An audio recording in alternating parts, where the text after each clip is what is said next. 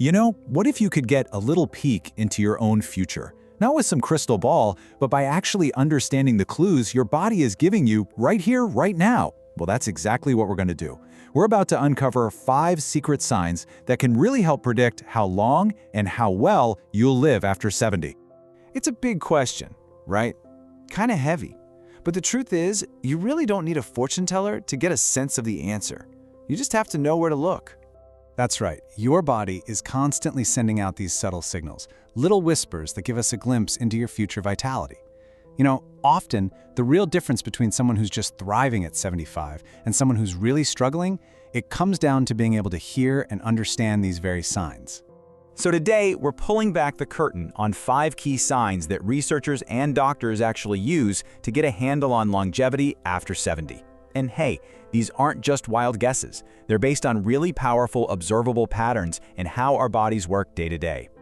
All right, let's start with the first 2. Think of these as the absolute foundation of your physical health. It's all about how you move and how you hold on. Now, this first one might sound way too simple, but stick with me. One of the most powerful indicators of a long life isn't found in some fancy medical scan. Nope, it's in how you cross the street. A steady, kind of brisk walking pace, that's a huge sign of a strong physical foundation. Let's just picture this for a second. On one side, you've got Joe. He's got this confident pace, which tells you his heart, his lungs, his muscles, they're all working together just like they should. But on the other side, there's Frank. His slower, maybe unsteady walk, that could be an early warning of some underlying issues. It's a simple truth, really. The way you move today is a huge predictor of how long you'll keep moving tomorrow. Okay, on to our second sign. Believe it or not, something as simple as your handshake can say a ton about your overall vitality. A firm grip isn't just about your hand muscles, it's actually a stand-in for your total body strength and how well your central nervous system is firing.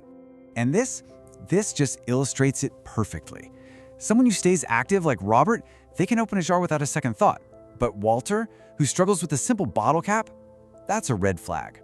When we dismiss a weakening grip as just, oh, I'm getting older, we might be missing a sign of a dangerous loss of muscle mass, which makes a person way more likely to fall and get hurt. Next up, we're going to look at 2 signs that measure your coordination and your functional strength. You know, the kind of power you need just to be independent every single day.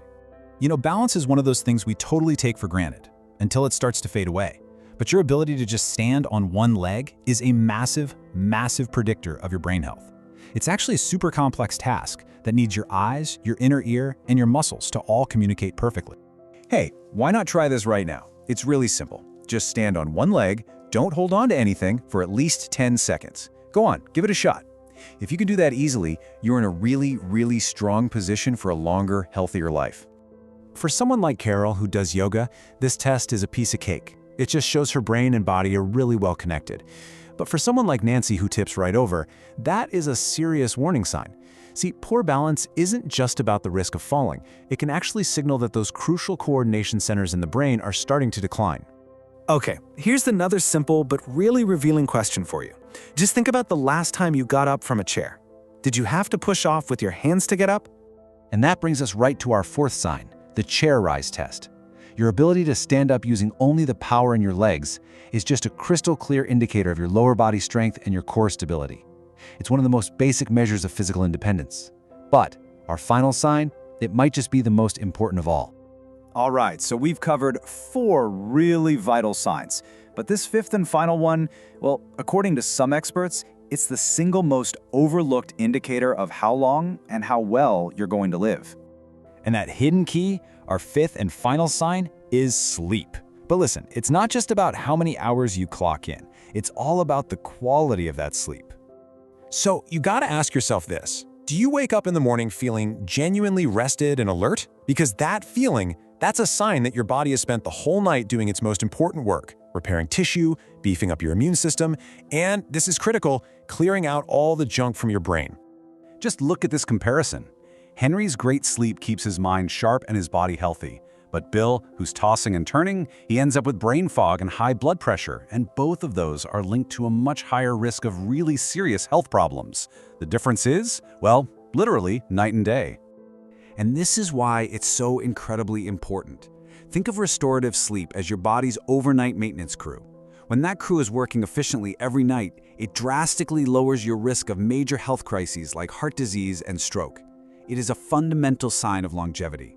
Okay, so we've uncovered these 5 key signs. Now what? Well, here's the best part. The most important part of all of this is realizing that you are in control.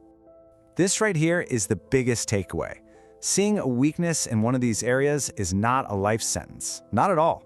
Think of it more like a report card.